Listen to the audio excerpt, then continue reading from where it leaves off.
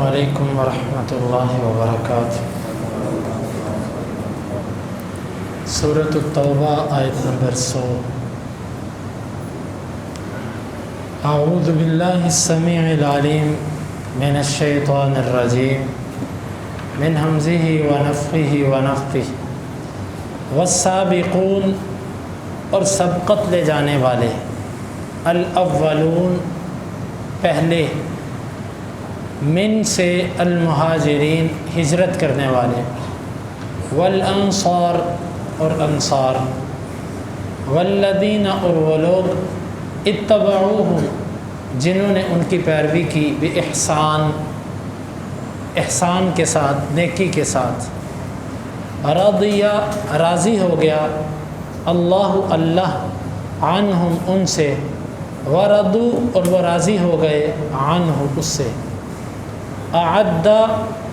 تیار کیا ہے اس نے، لہم ان کے لیے، جنات ایسے باغات کو، تجری چلتی ہیں، تحتہا ان کے نیچے، الانہار نہریں، خالدین ہمیشہ رہیں گے وہ، فیہا اس میں، ابدا ہمیشہ ہمیشہ، ذالک یہ الفوز کامیابی ہے، العظیم بہت بڑی۔ والسابقون الاولون من المہاجرین والانصار، اور پہلے سبقت لے جانے والے مہاجرین اور انصار میں سے، والذین اتبعوہم باحسان، اور وہ جنہوں نے نیکی کے ساتھ ان کی پیروی کی، رضی اللہ عنہم ورضوا عنہ، اللہ ان سے راضی ہو گیا اور وہ اس سے راضی ہو گئے، وَأَعَدَّ لَهُمْ جَنَّاتٍ تَجْرِي تَحْتَهَا الْأَنْهَارُ خَالِدِينَ فِيهَا أَبَدًا، اس سے تیار کیا ہے ان کے لیے ایسے باغات کو، ان کے نیچے نہریں چلتی ہیں، اس میں وہ ہمیشہ ہمیشہ رہیں گے،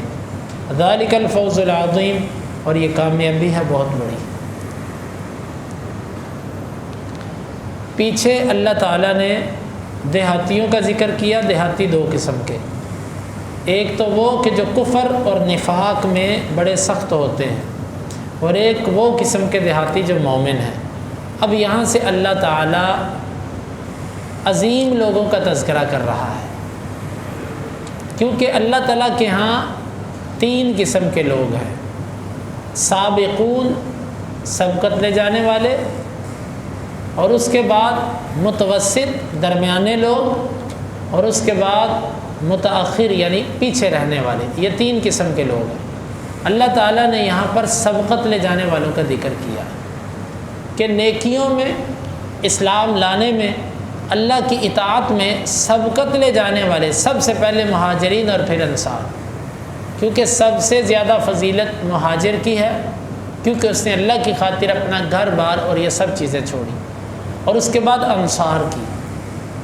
انصار اور مہاجرین میں سے بھی وہ پہلے کہ جنہوں نے سب سے پہلے اسلام کو قبول کیا،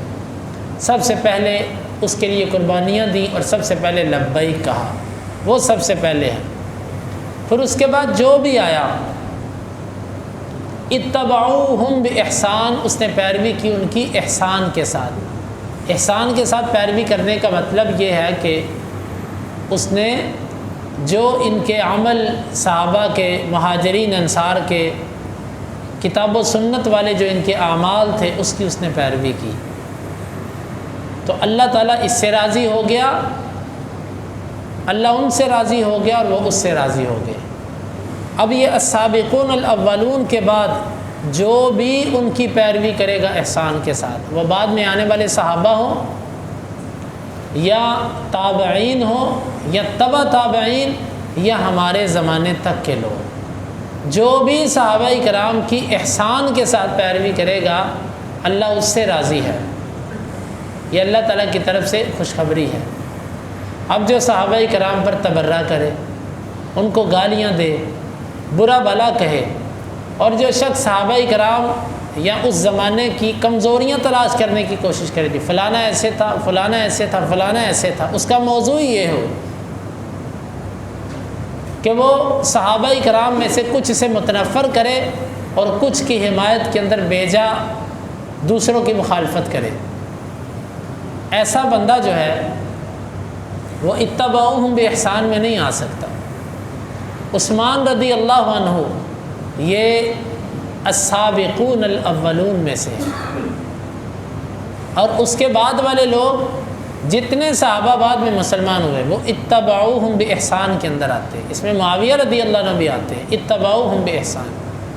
اور جو ان صحابہ میں سے کسی ایک کے بارے میں ان کی کردار کشی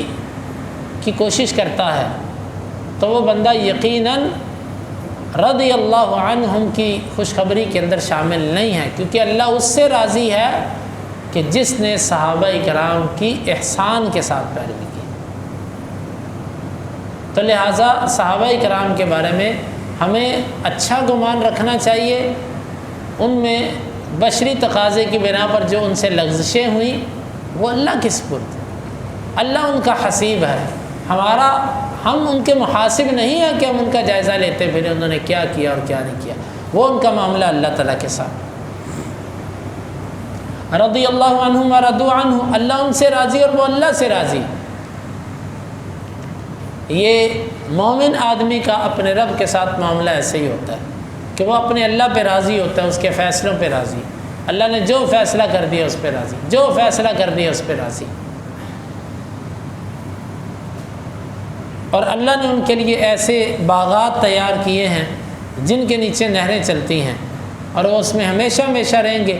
یہ بہت بڑی کامیابی ہے۔ اللہ تعالیٰ سے دعا ہے کہ اللہ تعالیٰ ہمیں السابقون الاولون کی اتباع احسان کے ساتھ کرنے کی توفیق عطا فرمائے۔